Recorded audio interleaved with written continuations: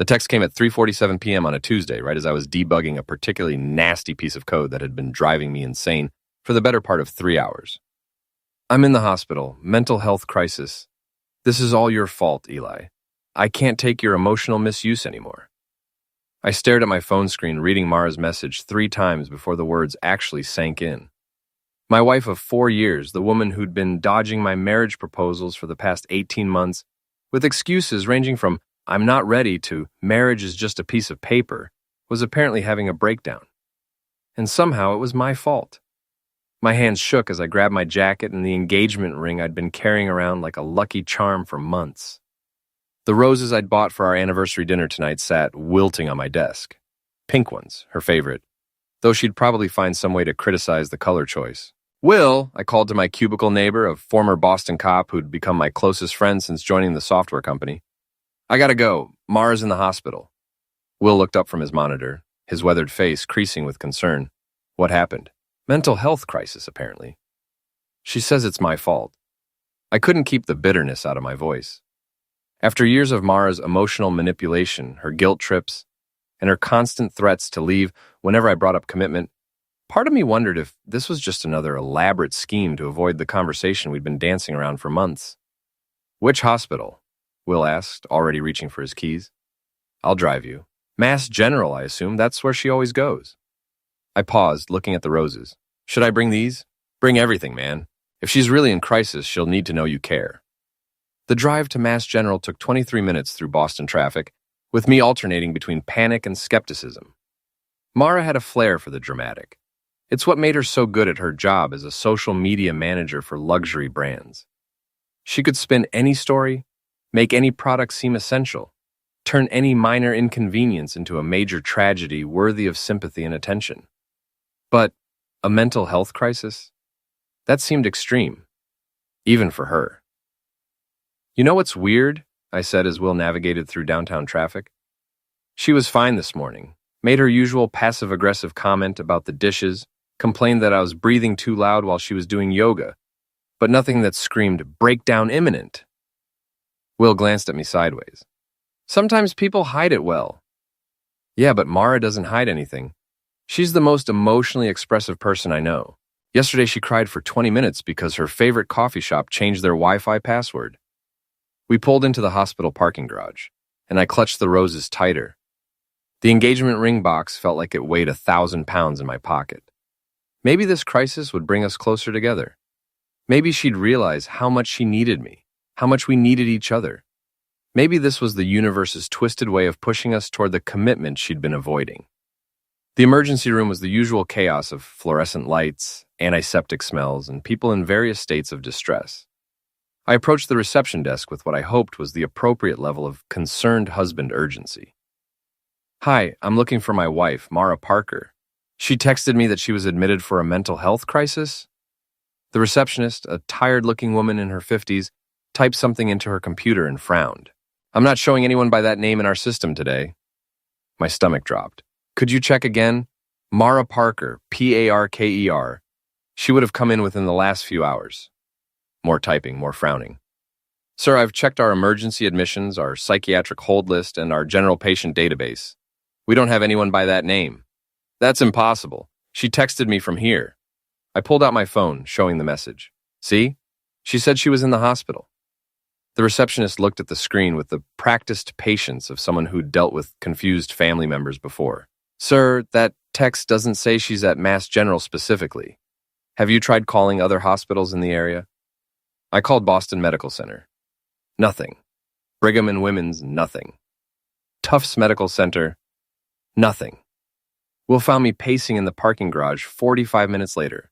Roses now completely wilted, my panic having transformed into something much darker. "No luck?" he asked. "She's not at any hospital in Boston. I called them all."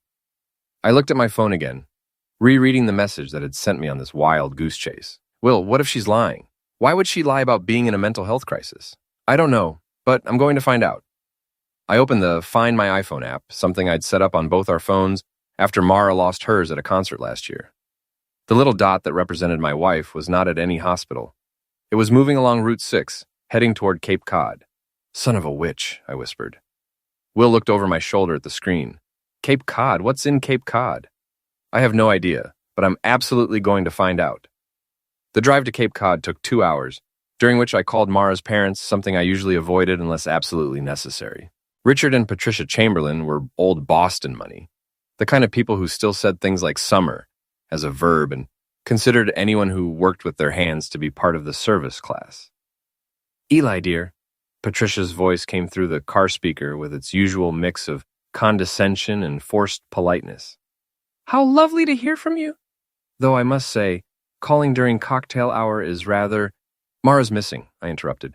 She told me she was having a mental health crisis and was in the hospital, but she's not at any hospital in Boston. Her phone is showing she's somewhere on Cape Cod. The silence that followed was telling. Richard's voice came on the line, sharp and authoritative. What do you mean, Cape Cod? We didn't authorize any family retreat.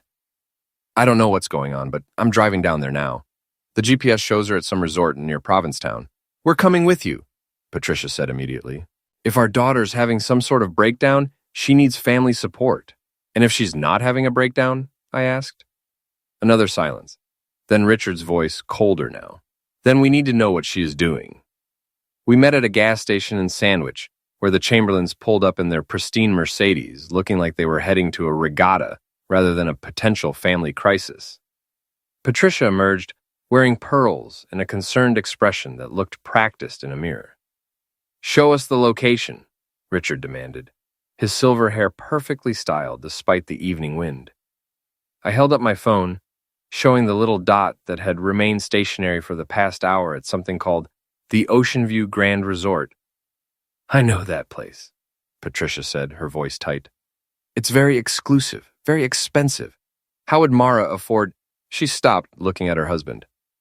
We didn't give her any money, Richard said firmly. Her trust fund has very specific parameters. The resort was exactly what I'd expected from the name and Patricia's description. Sprawling, elegant, and expensive enough to make my software engineer salary look like pocket change. The kind of place where they probably had a dress code for the breakfast buffet. We parked near the main building, a colonial-style mansion that had been expanded into a luxury hotel. Through the large windows, I could see well-dressed people having dinner, drinking wine, living the kind of life that Mara had always insisted she deserved. There, Will said quietly, pointing toward a second-floor balcony. Isn't that her? I looked up and felt my world tilt sideways. Mara was there, all right, wearing a red dress I'd never seen before, her hair done in an elaborate style that must have taken hours. She was laughing at something, throwing her head back in the way that had made me fall in love with her 6 years ago. She was not alone. The man with her was tall, muscular, with the kind of artificially white teeth and perfect tan that screamed personal trainer or lifestyle coach. He had his hands on her waist, pulling her closer as she giggled and ran her fingers through his hair. Then they kissed. Not a friendly peck, not a consolation kiss from a concerned friend helping her through a mental health crisis. This was the kind of kiss that said they'd been doing a lot more than kissing, and they planned to do a lot more when they got back to their room. I heard Patricia gasp behind me. Richard made a sound like he'd been punched in the stomach. Who is that man? Patricia whispered. I was still staring at the balcony, watching my wife of 4 years nuzzle the neck of a stranger when my phone buzzed with another text from her. Please don't try to find me tonight. I need space to process my trauma. Your emotional misuse has really damaged me, and I need time to heal. Emotional misuse, I said out loud, my voice sounding strange and distant. She's up there playing tonsil hockey with Captain Protein Shake, and I'm the one who's emotionally toxic. Will put a hand on my shoulder. Eli, man, I'm sorry. But I wasn't sad anymore. The panic and worry that had consumed me for the past 4 hours had crystallized into something much clearer and infinitely more dangerous. I looked down at the wilted roses in my hand, then at the engagement ring box in my pocket that suddenly felt ridiculous. You know what? I said, loud enough for the Chamberlains to hear. I think it's time I introduced myself to Mara's new friend. The resort lobby was all marble floors and crystal chandeliers, the kind of place where they probably charged $50 for a glass of house wine. I walked up to the concierge desk with the confidence of a man who had nothing left to lose. Excuse me, I said to the young woman behind the desk. I need to deliver these flowers to my wife. She's in room. I pretended to check my phone. Actually, I'm not sure of the room number. She's on the second floor, balcony facing the ocean. Blonde woman in a red dress? The concierge smiled professionally. Oh, you must mean Ms. Parker in the ocean suite. But sir, our records show that room is registered to a Mr. Trevor Beckett. Trevor Beckett. Now I had a name to go with the face. Right, of course. They're traveling together. Could you ring the room and let them know her husband is here with flowers? The smile faltered slightly. Her husband? Eli Parker. I drove down from Boston to surprise her. The poor girl looked like she'd rather be anywhere else in the world. Sir, perhaps you should speak with our manager. No need, I said, heading toward the elevator. I'll just go up and surprise them myself. Will caught up with me as the elevator doors opened. Eli, maybe we should think about this. I've done enough thinking. 4 years of thinking. 18 months of thinking about whether she was ready for marriage, whether I was pushing too hard, whether I was somehow the problem. The elevator dinged at the second floor. Turns out the problem was that she was screwing someone named Trevor. The ocean suite was at the end of a long hallway lined with expensive artwork. I could hear music and laughter coming from behind the door. I knocked. 3 sharp, authoritative raps. The laughter stopped. Footsteps approached the door, and then Trevor's voice. Who is it? Room service, I called out, making my voice higher and more servile. The door opened, and I got my first close look at the man who'd been kissing my wife. He was even more ridiculously perfect in person. 6'2", spray-tanned, wearing a white button-down shirt that was strategically unbuttoned to show off his chest hair. He looked like he'd stepped out of a romance novel cover. We didn't order room service, he started to say, then stopped when he saw my face. Who the heck are you? I'm Eli Parker, I said pleasantly, holding up the wilted roses. Mara's husband, and you must be Trevor. His face went through several interesting color changes. Behind him, I could hear Mara's voice. Trevor, who's at the door? It's your husband, I called out helpfully. You know, the emotionally toxic one you're hiding from at the hospital. There was a crash from inside the room, like someone had dropped a glass. Then Mara appeared behind Trevor, still in that red dress, her makeup slightly smeared, looking like a deer caught in headlights. Eli, she breathed. What are you doing here? Well, I got your text about the mental health crisis, so naturally I rushed to the hospital with flowers and a ring. I pulled out the engagement ring box and held it up. Funny thing, though, Mass General had never heard of you. Neither had Boston Medical, or Brigham and Women's, or any of the other hospitals I called. Mara's mouth opened and closed like a fish. Trevor, to his credit, tried to step in front of her protectively, which would have been admirable if he hadn't been screwing another man's wife.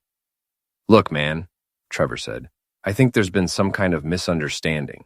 Oh, there's definitely been a misunderstanding, I agreed. I misunderstood my wife to be a decent human being instead of a lying, cheating piece of... Eli, please, Mara interrupted, finding her voice. You don't understand.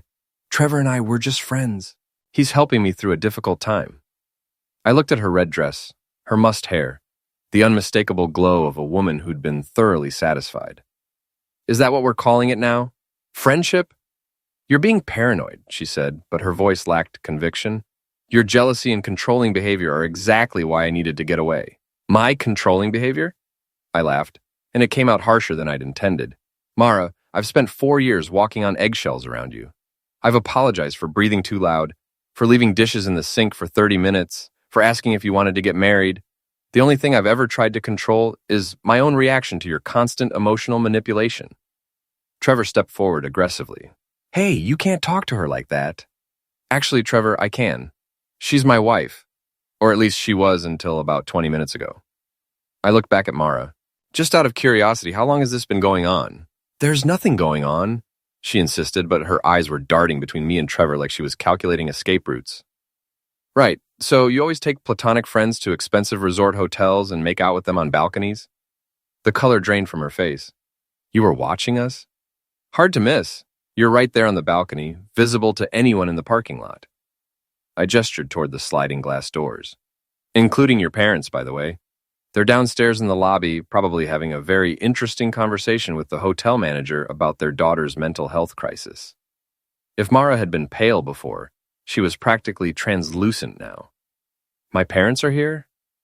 They were worried about you. Imagine their surprise when they discovered you weren't having a breakdown.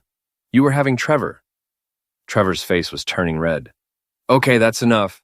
I think you should leave. Oh, I'm leaving, I said. But first, I want to give my wife her flowers. I held out the wilted roses. And her ring. I tossed the engagement ring box onto the bed behind them. It landed with a small thud on the rumpled sheets. There you go, Mara. The commitment you've been avoiding for 18 months. Consider it a parting gift. I turned to go, then paused. Oh, and Trevor? You might want to ask her about her student loan debt, her maxed-out credit cards, and her compulsive shopping habits. But I'm sure she's told you all about that already, right? Along with the fact that she's still legally married? Trevor looked at Mara with new suspicion. Apparently, she hadn't mentioned the financial situation or the marriage status.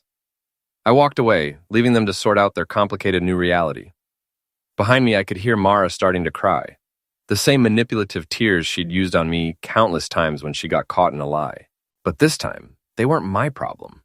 The confrontation with Mara's parents in the hotel lobby was everything I'd expected and more. Patricia sat rigidly in a wingback chair, her pearls clutched like a rosary, while Richard paced back and forth in front of the fireplace like a caged lion. 4 years, Richard was saying when I returned from the elevator. 4 years we've welcomed you into our family, and this is how she repays us? Dad, please, Mara had appeared in the lobby, having thrown on a hotel robe over her red dress. Trevor was nowhere to be seen. Apparently he'd decided discretion was the better part of valor. You don't understand the situation? I understand perfectly, Patricia said icily. You lied to your husband, you lied to us, and you're having an affair. What exactly don't I understand? Mara looked at me desperately. Eli, tell them. Tell them how you've been pressuring me, how you've been emotionally manipulative. I almost laughed. Even caught red-handed, she was still trying to make me the villain.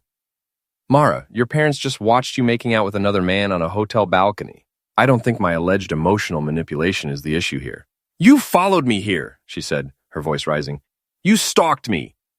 I thought you were in a mental health crisis, I replied calmly. I was trying to help my wife, who I believed was suffering and needed support. Instead, I found out she was lying about being in the hospital so she could have a romantic getaway with her boyfriend. Richard stopped pacing and looked at his daughter with disgust. Is that true? You lied about being hospitalized? Mara's mouth opened and closed several times before she managed to speak. I needed space. I needed time to think about my relationship without Eli pressuring me. So you chose adultery, Patricia said flatly. It's not adultery. We're not really married, we're just... You signed a marriage certificate, I interrupted. We had a wedding. We've been living as husband and wife for 4 years. In what universe is that not really married? The hotel manager, a nervous-looking man in his 50s, approached our group with obvious reluctance. Excuse me, but we've had some complaints about raised voices. Perhaps this conversation would be better held in private? Actually, I said, standing up, I think this conversation is over. I looked at Mara one last time. I'll have divorce papers drawn up on Monday. You can have your space, permanently. I started toward the exit, then turned back. Oh, and Mara, you might want to call your job tomorrow and explain why you won't be coming in. I'm sure they'll be very understanding about you taking sick days to cheat on your husband. Her face went white. You wouldn't. Try me. I walked out of the resort and didn't look back. The drive back to Boston was quiet. Will, bless him, seemed to understand that I needed time to process what had just happened. It wasn't until we were crossing the Sagamore Bridge that I finally spoke. I feel like an idiot. Why? Because you trusted your wife? Because I wasted 4 years on someone who was never going to commit to me? Because I carried that ring around for 18 months, waiting for the perfect moment, when she was probably planning this affair the whole time? Will was quiet for a moment. You know what I think? What? I think you dodged a bullet. Better to find out now than after you'd actually married her. We are married. You know what I mean. Before kids, before joint mortgages, before your lives got really tangled up. He glanced at me sideways. Besides, did you see her parents' faces? I don't think Mara's going to have an easy time of this either. He was right about that. Richard Chamberlain was old-school Boston aristocracy, the kind of man who still believed in honor and family reputation. Having a daughter who lied about mental health crises to cover up affairs was not going to play well at the country club. What do I do now? I asked. Oh, Now you get a good lawyer, document everything, and move on with your life. Will paused. And maybe you get a little revenge. Revenge. Nothing illegal, nothing violent. But Mara's built her whole life on image and social media. She cares more about how things look than how things actually are.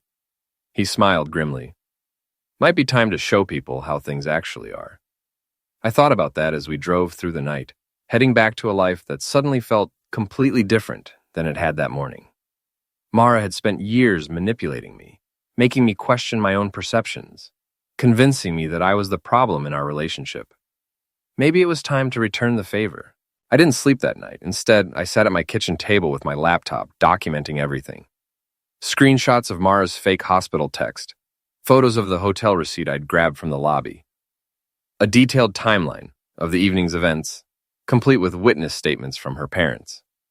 By Monday morning, I had enough evidence to bury her. The first call I made was to a divorce attorney, a shark named Jennifer Walsh, who came highly recommended by Will's ex-cop buddies. The second call was to Mara's boss, at the social media marketing firm where she worked. Hi, this is Eli Parker, Mara's husband. I'm calling because she won't be in today. She's dealing with some personal issues related to her affair. There was a long pause. I'm sorry, did you say affair? Yes, she lied about having a mental health crisis so she could spend the weekend with her boyfriend at a Cape Cod resort. I have documentation if you need it for your records. Another pause. Parker, I think you should speak with HR. I'd be happy to. Should I email them the photos, or would they prefer hard copies? By noon, Mara had been suspended pending an investigation into her use of sick days. By 2 p.m., she was calling me, sobbing. Eli, please, you have to call my work and tell them it was a misunderstanding. Was it a misunderstanding? I asked. Did you not lie about being in the hospital? Did you not spend the weekend with Trevor? That's not the point. That's exactly the point, Mara. You lied to everyone, me, your parents, your employer. You committed fraud to cover up your affair. Those are the consequences. You're destroying my life. No, I said calmly. You destroyed your own life. I'm just making sure people know about it. The real fun started when I posted on social media. Nothing dramatic, nothing that could be considered harassment or defamation. Just the facts, presented clearly and without editorial comment. For anyone wondering why Mara and I won't be at the Hendersons' barbecue this weekend, we're getting divorced. Turns out she's been having an affair and lied about being hospitalized to cover it up. I found out when I tracked her phone to a Cape Cod resort where she was staying with her boyfriend. Her parents were as surprised as I was. Anyway, hope everyone has a great weekend.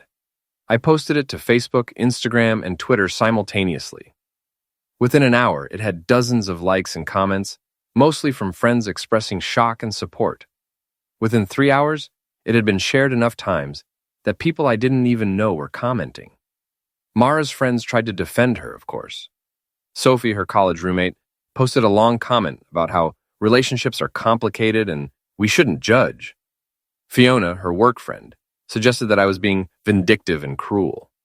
So I posted the screenshots, the fake hospital text, the hotel receipt showing Trevor Beckett's name, a photo of the engagement ring I'd thrown on their bed with the caption, "This is what I brought to the hospital when I thought my wife was having a mental health crisis." Instead, I found her making out with her boyfriend on a hotel balcony. The tide of public opinion turned quickly after that. Even Sophie and Fiona went quiet. But the real masterstroke came when Trevor tried to defend himself on his own social media. He posted a long, rambling explanation about how he was just helping a friend through a difficult time, and how I was a jealous, controlling husband who drove his wife away. That's when I posted the video. I'd forgotten that my phone had been recording when I confronted them at the hotel. I'd accidentally hit the record button when I pulled it out to show the engagement ring.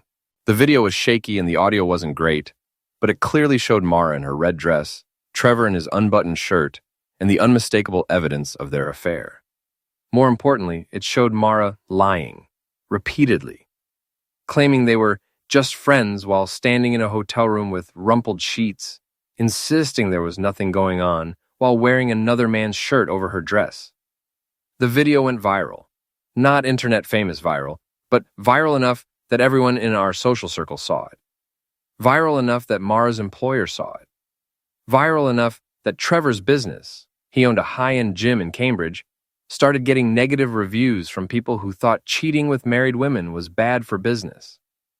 Mara called me again that night, hysterical. "Take it down," she sobbed. "Please, Eli, take down the video. People are calling me horrible names. My boss fired me. My parents won't talk to me." "I'm not making people call you names," I said. "I'm not making your boss fire you. I'm not making your parents disown you. I'm just showing them who you really are. This isn't who I really am. I made a mistake. You made a series of deliberate choices. You chose to have an affair. You chose to lie about being hospitalized. You chose to manipulate and gaslight me for months. These are the consequences of those choices." She hung up on me. An hour later, Trevor called.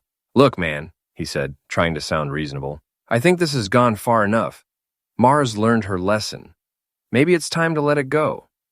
"Has she learned her lesson?" I asked. "Because she just spent 20 minutes on the phone with me, trying to convince me that this was all a misunderstanding and that I should help her fix it. She's scared. She's lost her job, her friends. Her friends are welcome to make their own decisions about whether they want to associate with someone who lies and cheats. That's not my problem.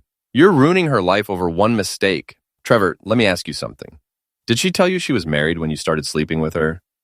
A long pause. "She said you guys were separated."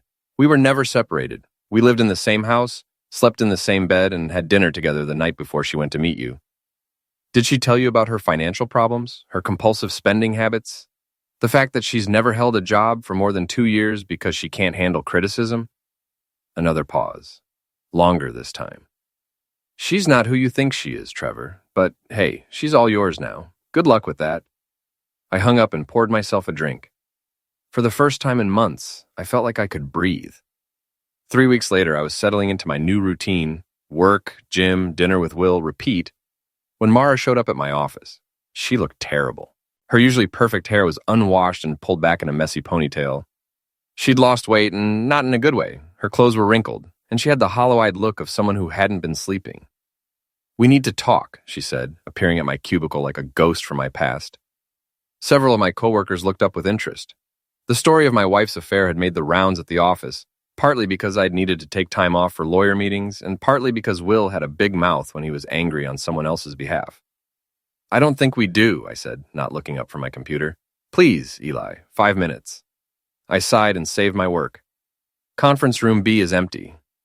We walked to the small conference room in silence. Mara closed the door behind us and immediately started crying. Not the manipulative tears I'd seen 1,000 times before, but the ugly, desperate crying of someone whose world had completely fallen apart. "I'm sorry," she sobbed. "I'm so sorry. I know I hurt you. I know I lied. But please, you have to stop this. You have to help me fix this." "Fix what?" "Everything. My job, my friends, my parents. They won't even take my calls. Trevor dumped me and started telling people I was crazy and obsessed with him. I have nowhere to go. No money, nothing." I looked at her for a long moment, trying to feel something other than mild curiosity about how far she'd fallen. "And you want me to do what exactly?" "Tell people it was a misunderstanding.